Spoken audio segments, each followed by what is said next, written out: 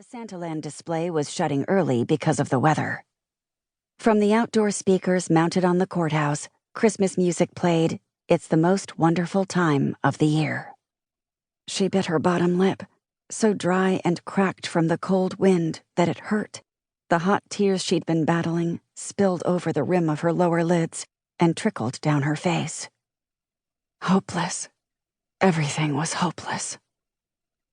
She fisted her hands against the baby's back. If only she didn't have him to worry about. Closing her eyes, she groaned. That server was right. She was a horrible, horrible mother.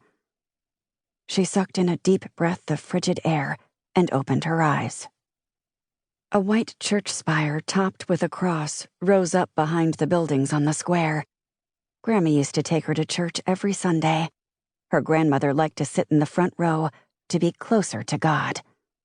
"Sorry, Grammy," she whispered, her heart plunging into her throat. "Right now I'm as far away from God as I can get." She'd tried praying. Oh yes, she had. But God must have turned his back on her, because she'd had no answers, and her problems kept stacking up like cordwood. Maybe the church spire is an answer. She'd seen a program on TV that said churches were considered safe havens. A place to anonymously leave your baby if you couldn't take care of it. The only catch was that there had to be someone around to find the baby, or it would be considered child endangerment, or so the program had said. That is, if she was remembering correctly. Trembling now, at her wit's end, she walked toward the white steeple sticking up out of the darkness, with no real plan. The wind slashed her face, and she ducked her head to shield the baby, cradling him to her chest. She could feel his little heart beating against hers. If only things were different. But they weren't, were they? She walked a block, turned right, then left, another block, and there it was. The First Presbyterian Church of Twilight.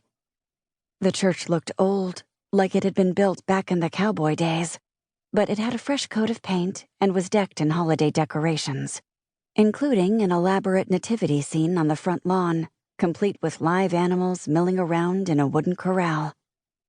Her gaze fell on the straw bed where the baby Jesus lay nestled, surrounded by life-sized plastic figures of Mary, Joseph, the 3 wise men, and 5 shepherds.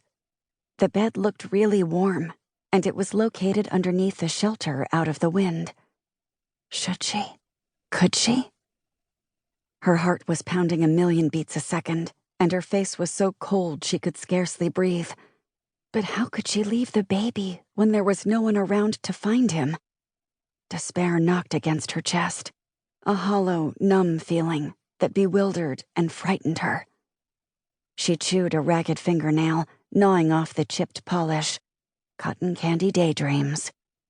Last year, Grammy had put the polish in her Christmas stocking.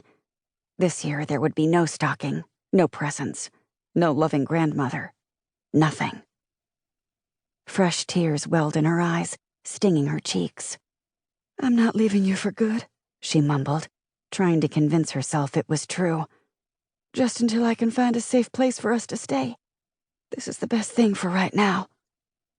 The sound of voices sent her shrinking into the shadows, hiding in the thick shrubbery surrounding the church. She crouched, grateful that the baby was sleeping. He was such a good boy. He deserved a good mother, a mom who knew how to love him the right way. He deserved a good dad and a happy home, too. All things she couldn't give him. Salty tears filled her mouth as her heart broke. Okay. She would do this, but only if the people looked nice and kind. Otherwise, she'd wait until someone else came along. The voices grew louder. From around the opposite side of the church, closest to where the animals were penned, 2 people appeared. The guy was really tall and looked to be the age of her dad when she'd last heard from him. Kinda old, 30-ish. The woman was younger and not much taller than she was. 5'4", maybe? She wore black motorcycle boots, thick black leggings, a short red plaid skirt, and a cute white ski jacket. Dope outfit. She had wicked fashion sense. "You should have worn..."